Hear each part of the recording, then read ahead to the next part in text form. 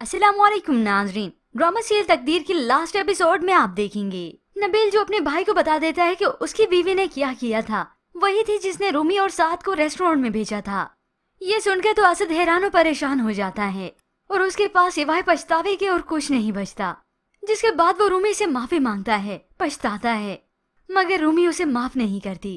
और यहाँ रूमी अपने बच्चे को लेकर बहुत परेशान है कि मेरे किरदार पर तो जैसे असद ने शक किया सो किया, मेरे किरदार का कोई सर्टिफिकेट तो नहीं, लेकिन अपनी औलाद के किरदार पर लगने वाले हर शक को मैं दूर कर दूंगी। यूं ही गुजरते गुजरते काफी माह बीत जाते हैं। इसी दौरान रूमी डीएनए टेस्ट की रिपोर्ट भी असद को भिजवाती है। ये देखकर तो वो और भी ज़ारो कतार होने लगा। मैंने रूमी के किरदार की धज्जियां उड़ाई थी ना, यही टेस्ट की रिपोर्ट भेजी है उसने।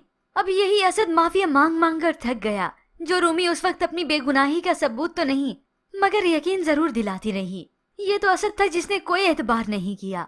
अब देखते ही देखते रूमी के बच्चे की पैदाइश भी हो जाती है, मगर ये रूमी असद को इतने बड़े बोहतान के बाद माफ नहीं करती।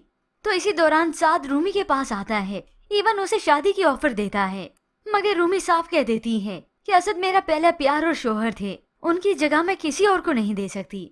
वालदा भी अब ये बात अच्छे से जानती है कि असद ने खुद पर जुल्म किया और मेरी बेटी की जिंदगी भी तबाह की।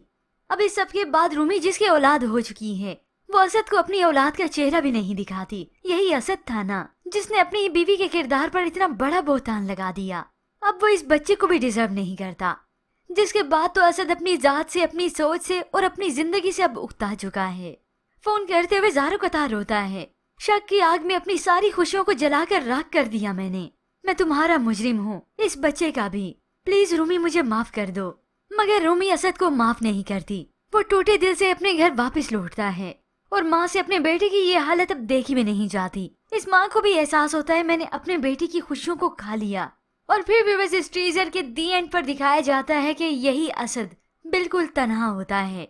इसका मतलब तो यही है कि इस ड्रामा सीरियल की हैप्पी दी एंडिंग नहीं होगी। रूमी इसे कभी माफ नहीं करेगी और यूं ही असद अपनी पूरी जिंदगी पछतावे में ही गुजारेगा। मगर hope so viewers Rumi Asad को माफ कर ही दे। लेकिन व्यूअर्स अब इतने चांसेस नहीं रह गए कि इस ड्रामा सीरियल की हैप्पी दी एंडिंग करें। पर व्यूअर्स इसके मुताबिक आप क्या राय रखते हैं? मजीद ड्रामा आज प्रोमो के लिए आप देखते रहिए उर्दू टीवी।